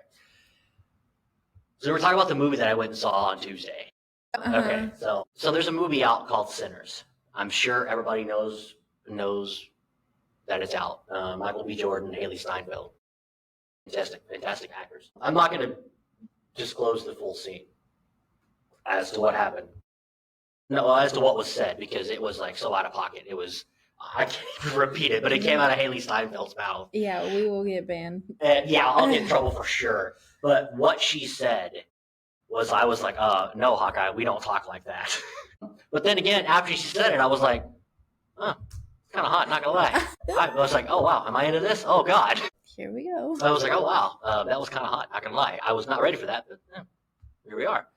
What was the other part of that movie? Okay, there was another part of the movie that caught me off guard that I was not ready for. So they were in a room doing what adults do, and at a certain point, she was on top of him, and there was some drool coming out of her mouth. And he just went, there's some drool on your mouth. And then she just looked at me and goes, do you want some? And I went, here's the worst part, though. Well, it's not really worse, but it was funny because I don't know if this was CGI or if this actually happened. Oh, okay. She actually, like this long strand just like dripped right into his mouth. And I was like, that's my line. And I was, that wasn't a line for me because I was like, all right. I was like, so I was sitting there and I was thinking about, because I like to give people crap about the books that they read. Uh-huh. But I was like, when I was sitting there watching this going, all right, I get it. Because I was like, I'm kind of into this, I'm not going to lie. Then I felt weird because I'm like, now I see why Josh Allen's engaged to her because I get it. Yeah. So, yes. There, I just exposed myself. That is hilarious. So thank you for that vulnerability. If you haven't seen that movie, it is a terrific movie, and it does play into the fantasy books and some of those smut books that you guys were talking about, that a lot of you guys read. So I used to give you guys grief about it, but full disclosure, I get it because I was watching this and I was like, all right, that makes a lot of sense. It is what it is, but I was like, I'm kind of into this. I'm not gonna lie, and I was like, that opens up a lot of questions. And now the whole world knows it. I did it again. Oops. Okay. No. Was this the one you were laughing about? That's not the one? No, it's later. Number 8, dating app debacle. I matched with my boss on Tinder. Different cities, different last names, different worlds, until we both swiped right and realized at the first joke. What does that mean? Monday was awkward. Well, maybe they made a joke back and forth to each other. And they were like, oh, wait, I know you? We work at the same place. I know nothing about this, so you're going to have to chime in. All right. I'm trying the dating app thing. My therapist convinced me. Well, he didn't really convince me. He was like, you should try it. Hi, Frank. Yeah, hi, Frank. So I've actually never... I have to say hi to him at least once an episode. Yeah, I mean, well, he gets brought up at least once an episode, so... And he knows this, by the way. He's like, you mentioned me a lot. And I was like, hey. I was like, well, we're doing work together, and, you should get credit for what you're doing. There you go. And by the way, it's free. And I was like, and it's a free plug, so you're welcome. So he convinced me to get on a dating app, and I've been on this dating app for a couple of months. I cannot tell you there have been multiple times that I have matched, I haven't matched, but I have come across people that I actually know that I've met in real life, that I went to school with, or somebody that I met on a previous platform, and I've, of course, because why not? Never matched back, but I always thought it was funny. Yeah. Because it's interesting. So one of them, I took a screenshot and sent it to her. And I was like, so we doing this or not? And she just sent me an eye roll emoji, and I was like, piss off. Yeah. So I mean, That's isn't that just I was like, really? You could have just been like, that prickles my skin. like it was like to me that's funny because you're in a city of 10 to 20,000 people, right? And you happen to find I actually found two of them that I've known so far, right? So it's I just find it funny that I'm like, oh wow. Like, I think it's odd that you would match with somebody that you already But yeah, know. like, what are the odds? What are the odds that it's happening again, right? So, yeah. Maybe it is worth exploring, and you are not giving it... Not you. No, them. Oh, I know. Trust me, I know. The due diligence it deserves. Yeah, but guess what? You know who you are. So I'm calling you out. Hey. So, hey, it is what... But that's not... I don't think that's much of a debacle, but I can speak to... That has happened to me before, and it's happened three separate occasions. Mm-hmm. And... didn't match with them. I just hit like and then nothing happened. So it's like, oh, okay, what am I doing here? I'm just validating. At this point, I'm just validating your vanity because, and your vanity is sucking up my bandwidth. So, what am I doing here? Anyway, that was my take on that one. It happens. It's weird. And you're like, wow, I can't believe that happened. It's happened 3 times. Wow. In the 2 months that I've been on this damn app. Yeah. Those need to be explored. Number 9, the wrong Zoom. I accidentally joined a family Zoom with my work account still logged in. I think this is meant to be backwards. So I accidentally joined a work Zoom with my family account still logged in, and my username was chaotic good level 10 bard. My VP was on that call. Do you know what that means? Level 10 bard. Chaotic good level 10 bard. Is that a D&D thing? It is.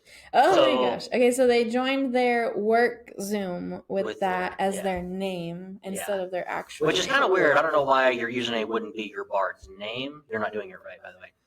It should have been your bard's name, not. Just FYI. Yeah, if you're gonna do that, if you're gonna have a Zoom and you're gonna have your D&D stuff on there, it needs to be your character's name.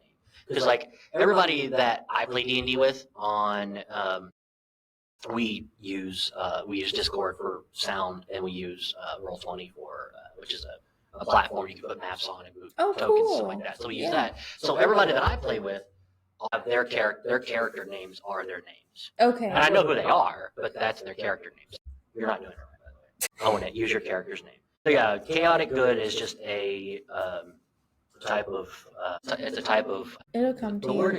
It'll come to it's your character's personality. Personality. I don't think that's the term for it, but it's personality. Like you're good, but you're chaotic. So there's lawful good, there's neutral good, and there's chaotic good. And then there's characteristic. Thank you. Okay. And then there's lawful evil, neutral evil, and then chaotic evil. So it's just levels of good, levels of bad. Right. Oh, so that's how that is. That makes sense. Right. Okay. And then level 10, self-explanatory, and then bard is pretty much the what's it? I'm trying to figure out a technical term for this, but it's the it'll come to me. It's the type.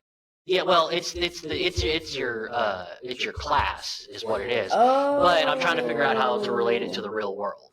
So, like, for example, a bard is is that type of person who is, like, really good with words. They're not real strong. Sometimes they are, sometimes they're not. Yeah, profession.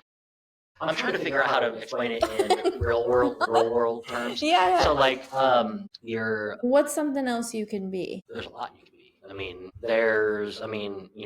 You've got your barbarians, you've got fighters, you've got sorcerers, you've got wizards, you've got casters that are spellcasters, right? And then you've got your fighting classes, and then you've got a combination of them too. Like you've got artificers who are more of a tinkerers, where they use technology and they use magic.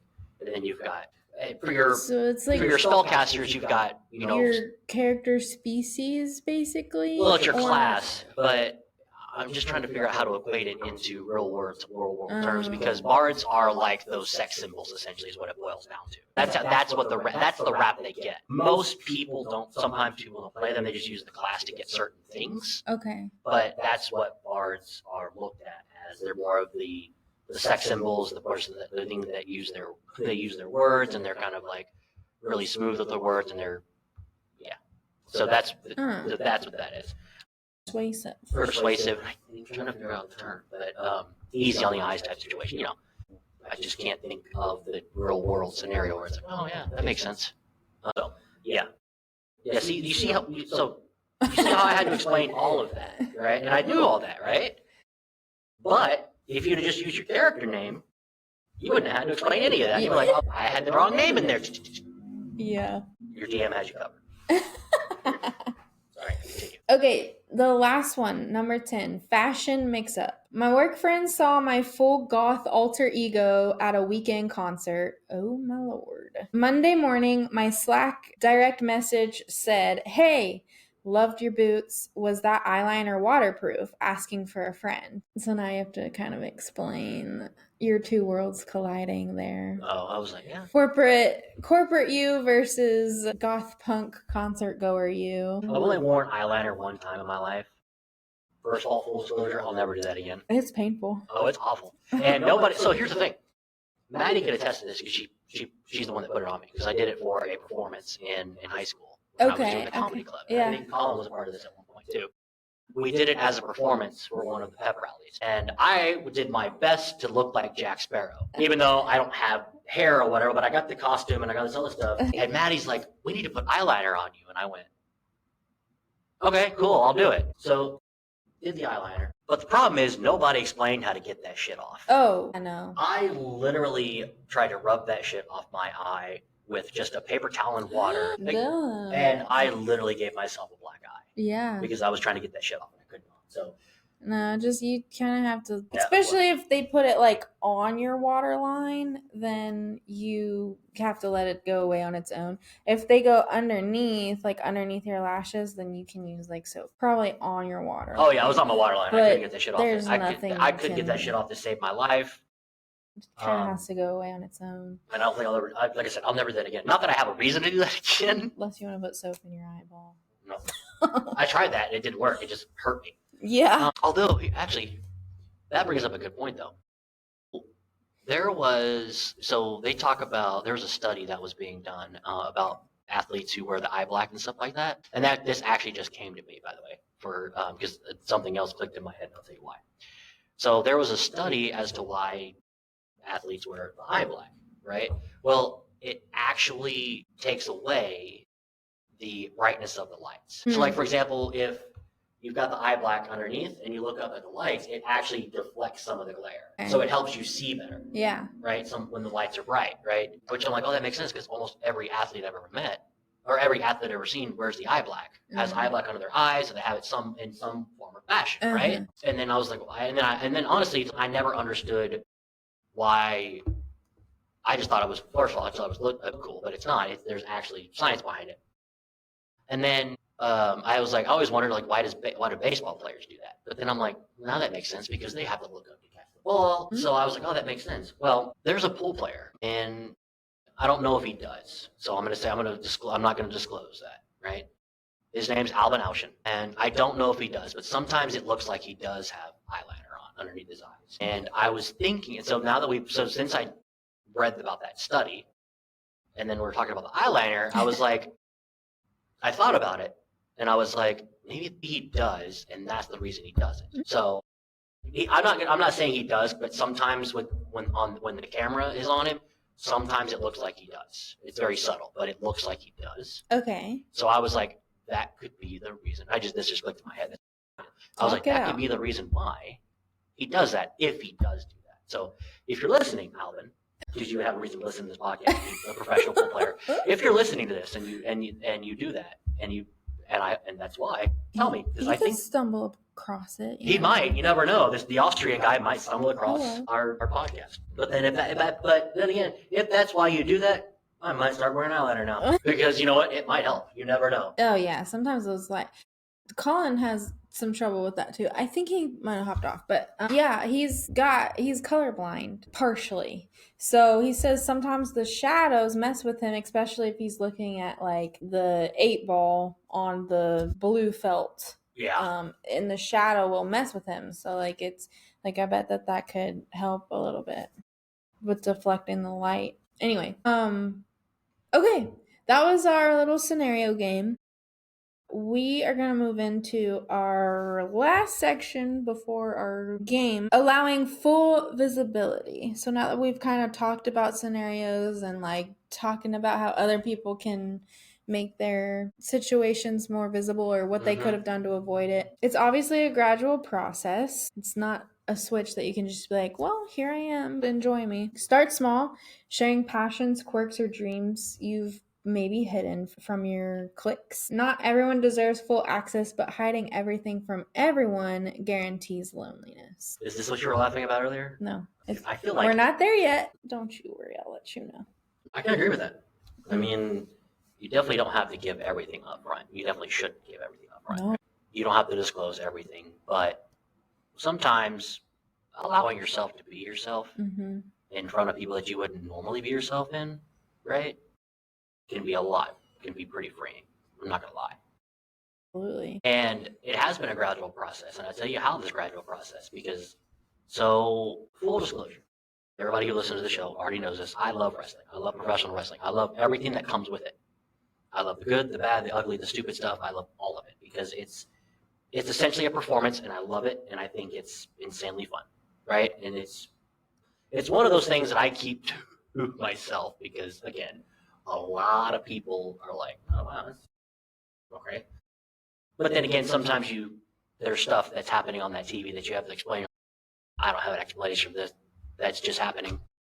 So then you're like, but also when you watch it and people don't understand, you're like, that's why they don't understand because that portion's happening. Yes, it's like, I'm watching this fantastic 5-star match. And then they walk in, and then you're watching this husband get powerbombed by his wife. And you're like, why couldn't you walk in at this portion so I could explain, this is a story, this is what's happening. He cheated on her, and now she's beating his ass. But then again, you should be able to relate to that. But again, there's something relatable for all of it, right? That's why I enjoy it. But I've always kept that from people because, again, it's kind of frowned upon, and people don't really, they don't click with it. I started, one of my favorite things to do is I love graphic t-shirts. I love wearing wrestling t-shirts. I don't like the ones with the wrestlers' faces on them, but I like the ones that are kind of cool to look at, right? So I wear those a lot. People know that I wear, I need to get my other Fox Giraffe t-shirt fixed. So I almost never wear it, but I'm wearing mine. I ruined it. Well, no, I didn't ruin it. It's just a little too small for me. But hey, it might be fitting better now. I don't know. I'll give it a try. And sorry not to totally derail you, but my neighbor, the cops got my transfers back from the neighbor that stole them. Chaotic neighbor who stole our stuff. If you bring me a shirt, I can make one for you. I probably do that. Anyway, I started wearing wrestling t-shirts. And I didn't realize it because I just thought they looked cool. And they do, right? But they're also wrestling shirts. So I like them. And they look cool. And then people would start asking me, what is that? And then I have to explain, it's a wrestling t-shirt. It's wrestling related, right? And then I started realizing that I'm slowly, gradually revealing more about myself because now they're asking me what this is. And I'm just like, it's a wrestling t-shirt. And then I just tell them what it entails or whatever, or what it's from. So it is definitely a gradual process. But don't give everything away all at once, but don't be afraid. If somebody asks you a question, do it. I don't have anybody who asks me about D&D stuff, but if they did, I'd fully tell them because they're asking. Starting small, that could differ for a lot of people. Sometimes it's just easier to just let everything. Sure. Like a pack of doves, just, all right, there it is. Just let them out. Do whatever you feel is comfortable. If you want to give everything away all at once, go ahead. It is what it is. There's still some things that I haven't revealed. I'll eventually reveal. Maybe I will, maybe I won't. I don't know. But you can. It is what it is. That reminds me. So I don't know if anybody out there likes Ted Lasso, or have you ever seen Ted Lasso? I have not personally. Guess that's on my to-do list. It needs to be on your to-do list. Okay. First of all, all 3 seasons are available. It's on Apple TV. Okay. Watch it. If you haven't watched it, it is so funny. It is so good. And you can take a lot of life lessons from that TV show itself. Okay. I kid you not. There are Put it on my so list. many life lessons in almost every episode. You're like, you'll watch it and you're like, that was really deep, but it was really funny. How did that happen? Anyway, so if you're out there and you're listening and you like Ted Lasso, so I found out that Brett Goldstein, the guy that plays Coach Kent or Roy Kent, he's the real with the deep voice, and he's always cussing and calling people names. Yeah. He did his first stand-up special. I didn't know he was doing stand-up, and he did a stand-up special the other day, and he talked about sharing. And he did a whole bit. I won't go into the bit because it was absolutely hysterical. Like just sharing. So like he's like, I had a childhood friend and I've known him my entire life, but then I realized we don't know anything about each other. Oh. We don't know anything. So I told him one day, I was like, let's go out. He's like, let's go out, let's have some drinks, and let's just talk to each other and get to know each other. And then my friend looked at me and goes, are you having a nervous breakdown? And he was like, we'll see. So then he talks about what they shared. And then he talks about what they shared. And then he was like, you ever share something with people and then wish you had? You ever share with people and then wish you hadn't shared? Well, he talks about the interaction. I'm not going to give it away because we flipped onto it just by sheer happenstance. I had no clue it was on. We just happened to flip onto it. And within 5 minutes, we were laughing our asses off. And I had no clue he did stand up. What's his name? Brett Goldstein. Brett Goldstein. Yeah. Okay. And you'll know exactly who he is if you watch Ted Lasso. You'll be like, oh. That's the one he's talking about. Okay. He is far away, but he had a bit last night and he's talking about sharing, and it was so funny. Yes. Sorry. I thought I had more to add to that, but I didn't. Yeah. Anything else you want to add to that, or any encouraging words, and then we can go on to our game. Don't hide yourself. I mean, you don't need to keep everything hidden. Two things. Even if you think it's too late to share something with somebody, you still need to. Because here's the issue. I'll tell you. When something goes awry in that portion of your life, right? Like, for example, my relationship was going belly up, and there was nothing I could do about it. You know, the worst part was there was nobody I could talk to about it because nobody knew. And I didn't want to share it because I was afraid people were like, why didn't you tell me? I had no idea of your relationship. I had no idea you were almost married to this woman or whatever, right? Mm-hmm. So I went through that by myself, right? Actually, I had one other person that I knew that knew about it, that knew that my relationship was going up, and there was nothing I could do about it. There's nothing I could do to save it. I went through that by myself. Don't hide. You can keep certain aspects of your life. That's okay. You can. That's okay. But keep in mind that when things will go awry in other sections of your life, and then you're going to keep that to yourself because those people don't know about that. Now, you don't have to tell everybody everything, right? You know, there are certain, like, you don't want to trauma dump on somebody, and then, you know what I'm saying? Don't do that, right? That's not what I'm saying. What I'm saying is, you don't have to hide everything because not everything is going to be bad, or it's not everything is going to be traumatic or whatever. And this is just an example that I'm giving because it was a pretty big one, and it changed my life, and it changed a lot. Yeah, even if nobody knows about what's going on or the whatever, it's still okay to tell them.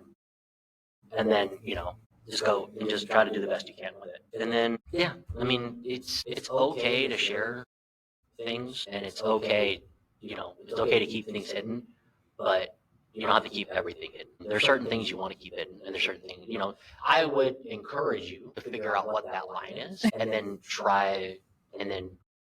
maybe toe that line a little bit. That's what I would encourage you to do, is find out where your line is, and maybe find out where the other person's line is, and then try to figure out, how can I toe this a little bit to where they actually know a little bit more about me, but they still feel comfortable talking to me. You know what I'm saying? Yes. I hope that makes sense. Yeah, it does. And don't. That was another portion of me coming out. Just don't do that. I mean, it's okay. Sometimes it's okay, but your friends are not your therapists. Sometimes they feel that way, but don't do that. Because then it's just, I feel like you're not utilizing the friendship in the best capacity if you're just dumping. And not taking anything from it, exactly, right? If you do take something from it or you're able to change, then I think that's fine as long as you're not exhausting your friends. But that's a whole different... We've talked about that before. I'm just saying, like, that's another reason why you don't want to keep things hidden, is because eventually you're going to dump on them. And then all of a sudden it's like, well, hang on.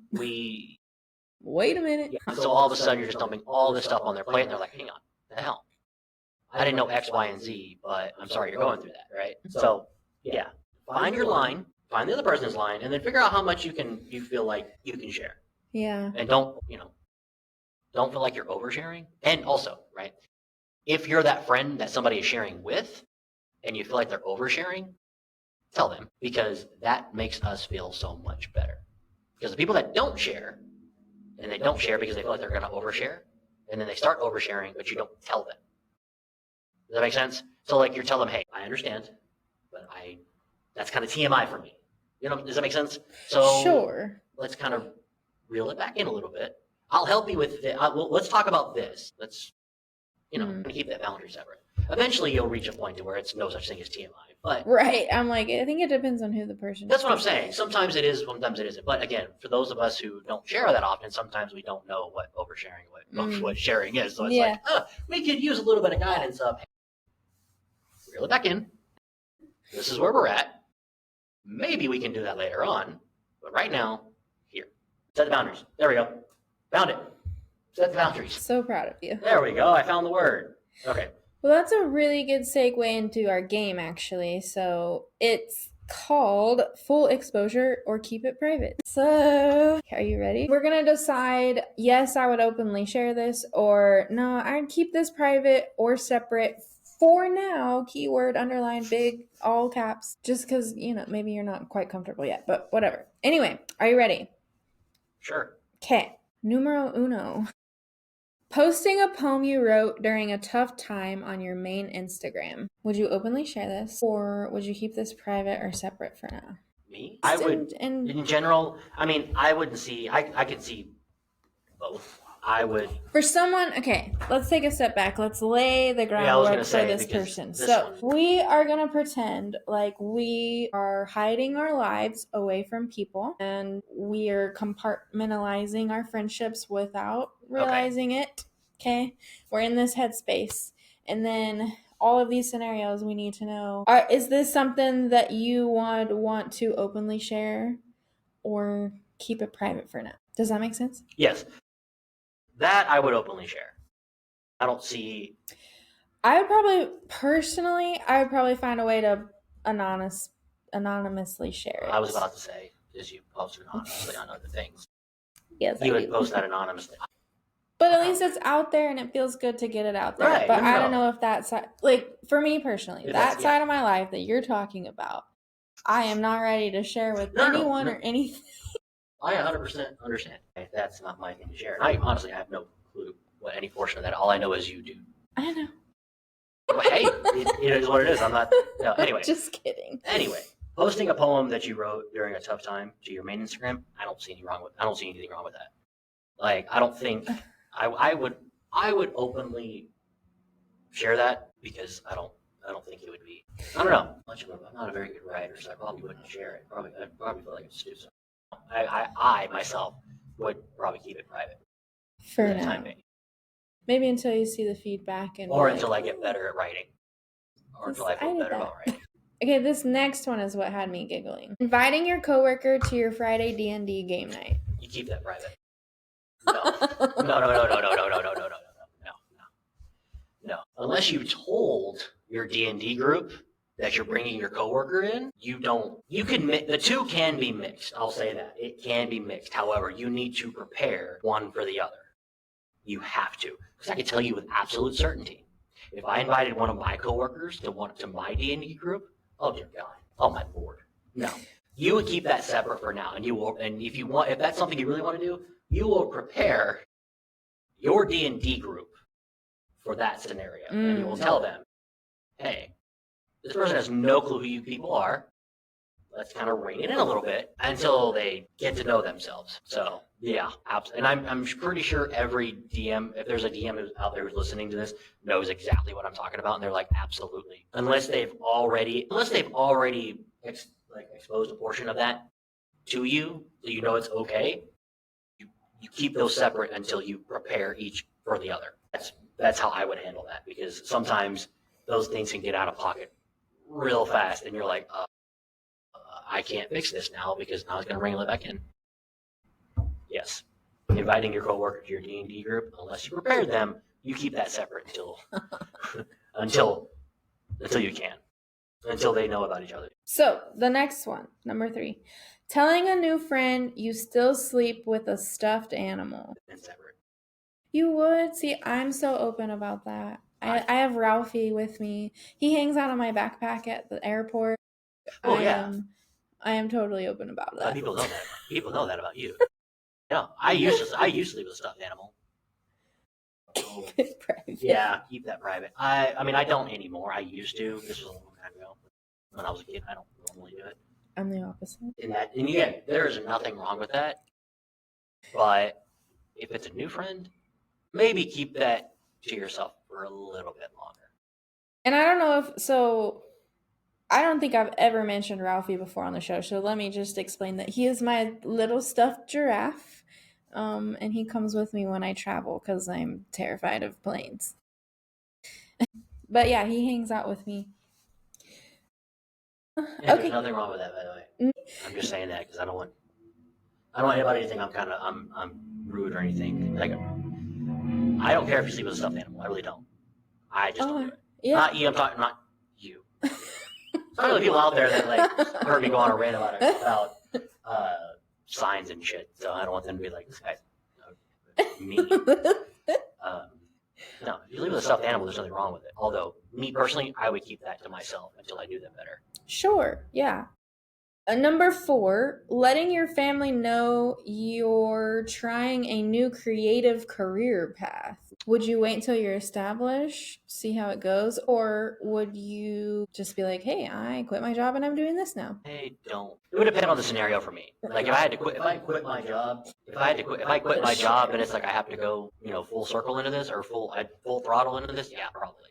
But if I was doing it on the side and then I would wait till it's more established. Like, hey, this is kind of what I'm doing. So, Same, Josh. I would want their opinions too. I also think it would also depend on what it is. If you're gonna quit your 9-to-5 6-figure job to become an OnlyFans model, you might want to get a little bit of feedback. Oh, Dylan, now we know your no,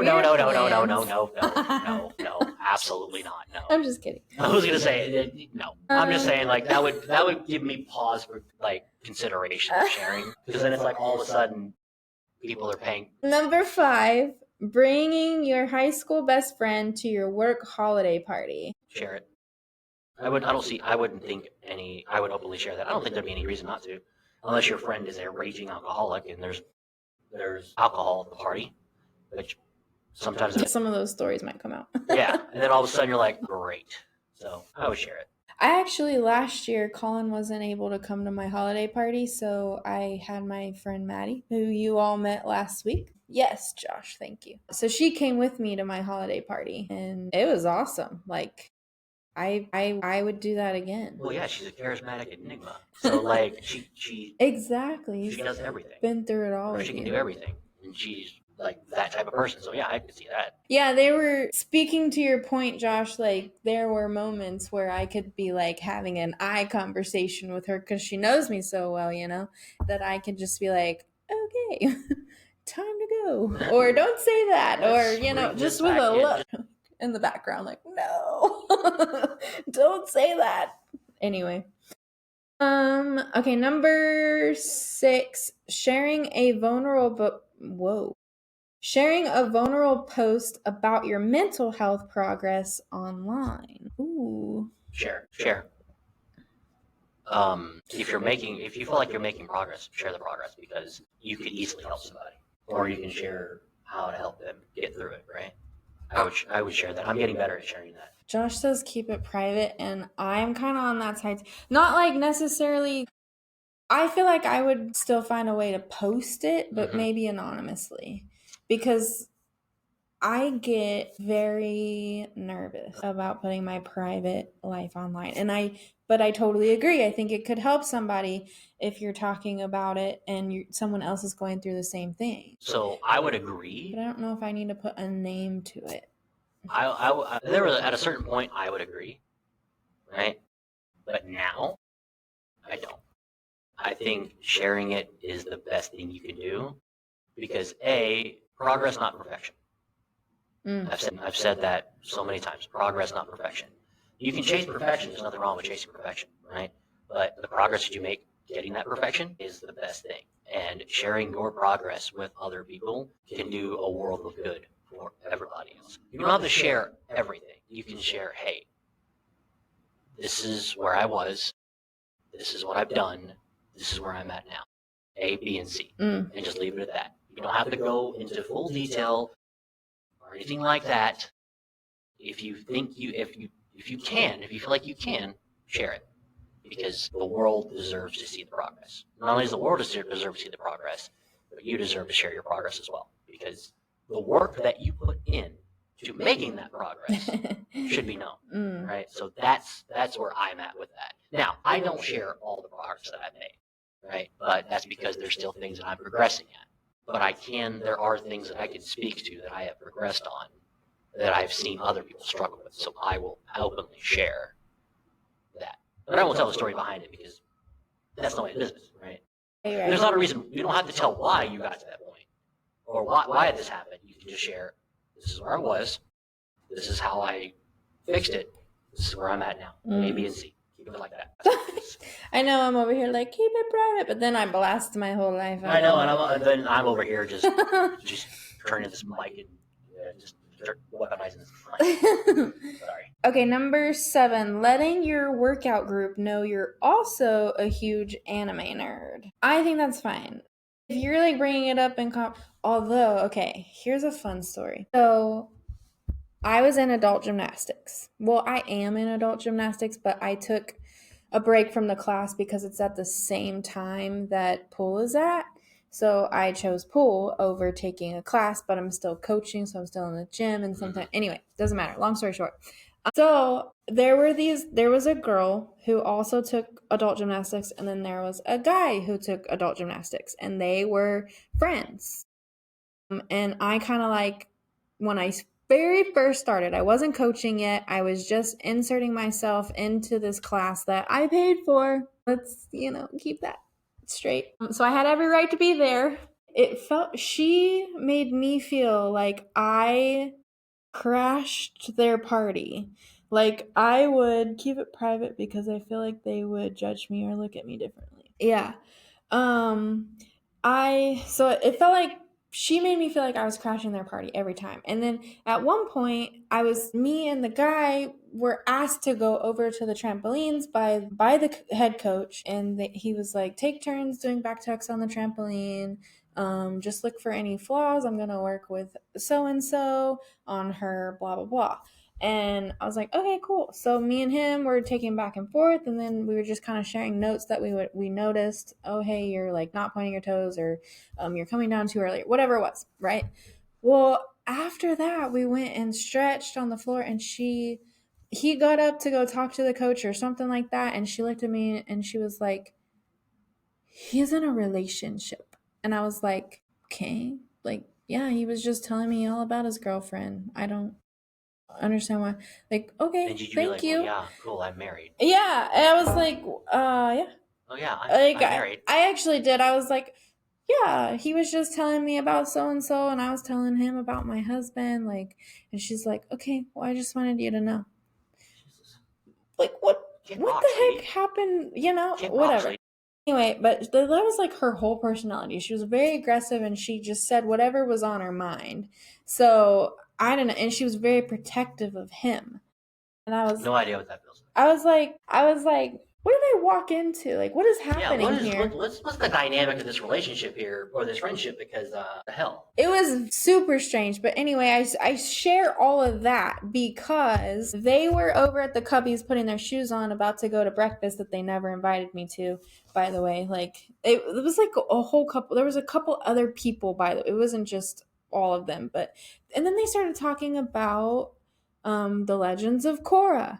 And I was like, yeah, like, I know that show, blah. And I was like bringing up a different scene because like literally Colin and I were watching it during this time, and it was fresh in my mind.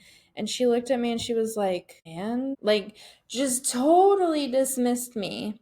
And then it just reminded me of that because I was like, what the heck did I do? Why do you hate me? I don't understand. I did nothing. I wouldn't keep it private. But here's the reason why. I am not as involved in the anime world as a lot of my friends are, right? I'd like to be, but I don't. Not because I don't want to, not because I don't like it. It's just because, A, there's so much content, right? And there's so much to choose from, and there's all this other stuff. And it's like, I don't have any issues with the anime whatsoever, right? Me neither. Neither here nor there. It's just, I don't have enough experience or anything to actually like have a conversation or to be like come out of the closet as an anime nerd. I don't mind it. There's a lot of stuff that I haven't watched. There are certain things that I've already watched or rewatched or whatever. But some of the new stuff that's come out, I haven't sat down and watched it because I just don't. And then the problem is, I'm such an ADHD person that I'll sit there and watch 75 episodes by accident, and it's 4 o'clock in the morning, and it's like I have to get up in 2 hours. So that's the problem is when I start something new, So I don't think there's anything wrong with sharing that. There are so many people out there that love anime. I think you can gauge the person that you're having the conversation with. Yeah. If they've specifically said in the past, "Oh, I hate anime," like maybe not, don't share that yet. But I think you further could. on down the road, just be like, hey, that like I enjoy this stuff. We don't have to talk about it, but I want you to know, like, don't say like you were saying earlier. Don't be rude about it. Yeah, don't be rude about it. Because I enjoy it. Yeah. And if we're gonna be friends, then you can't hate on a part of my life. Yeah. Yeah. No. Yeah.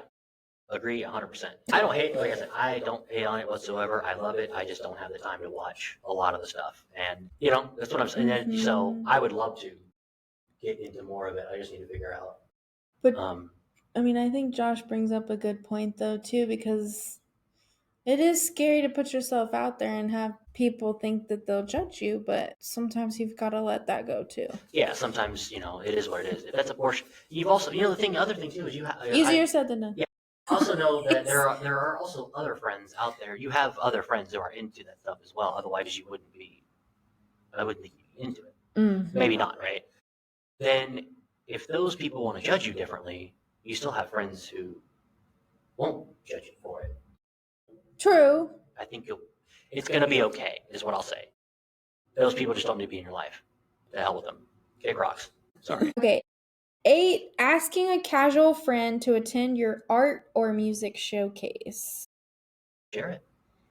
If you like the work that you're doing, and you're comfortable with sharing with other people, yeah, absolutely. Yeah. If you're still on the fence about the stuff that the stuff that you're putting out there and the stuff that you're writing, or the stuff that you're making, you can keep it private. But if in the back of your head, if you're like, I want to invite him or her to my next showcase or my next gig that I'm performing at. If that is in your head, you have that inkling, do it. Because at that point, you feel proud enough and you feel connected with them enough to say, hey, I want you to come to this. I think you'll have a great time there. Agreed. That one's a little bit more casual than... Yeah. And if it's like, hey, it wasn't my scene, but I appreciate you telling me. And also, if you get invited to one of those and you can go and they ask you for feedback, give them feedback. Mm-hmm. Tell them, mm-hmm. because they're asking you for a reason, and be honest. Be like, hey, wasn't really my scene, but a lot of other people enjoyed it. I did enjoy it. I thought I loved it, but it's not really my scene. Mm. But I appreciate you inviting me. Agreed. That's versed. I think there's two sides of that coin, and I feel like you can easily become closer with somebody just by doing that. Okay, number 9, sharing your guilty pleasure playlist with your professional network. Yikes. Yeah, maybe not. I'm going to keep that private. Yeah. Private. Yeah, I don't need them knowing that I listen to she shanties on the way to work. Or I'm listening to songs about Jane from 2002, and I just told the entire freaking world about. Anyway. Nothing's quite private when you put your whole life online. But, well, it is what it is. Yeah. Okay, the last one. Bringing your romantic partner into a long-standing friends group chat. You keep that shit private. Woo! Yeah. You keep that private. I'm not... Depending on your relationship and your friend group, you keep that stuff private. Okay. Let me tell mine. Okay. And then I know. Well, I don't know the full extent, but I do know. So here's my experience with this. So she's not a romantic partner, but she's a very good friend of mine. I've known her my entire life, practically my entire life. several years. I recently introduced her to my D&D group. She played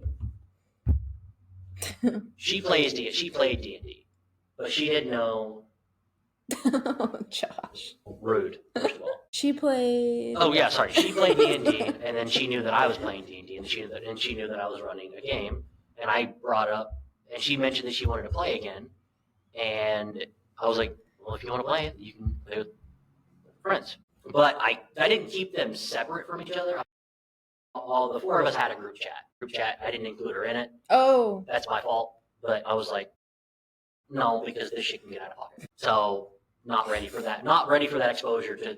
I'm not ready for that warden to did come you do that for your protection? I did it for my protection. Okay, or her. And okay. No, it wasn't for my protection. It wasn't for her protection. It was for mine. Mm-hmm. But it was also one of those things. Yes. But it was also one of those things where I just didn't think to do it anyway. So I just kind of kept it separate, and it didn't. It ended up being more a hassle than it was. Because again, like I said, sometimes that group chat can get out of pocket, and it's like, hold on, let's, and it's like I don't want. You never know what's gonna happen. Right? Yeah. Because we've got a friend in there, and she is very chaotic, and she's insanely funny, but she's one of those girls that has no filter, and she's funny, and I love it. But I'm like, I don't think you're ready for this. Well, at a certain point, she got added to the chat, and my God in heaven, it turned out okay.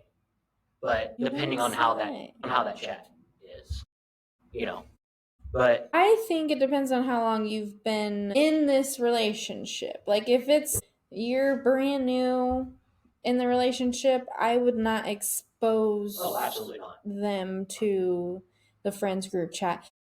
Let's say, okay, I think it's different for males versus females. I think if you're a female, sorry, my voice cracked.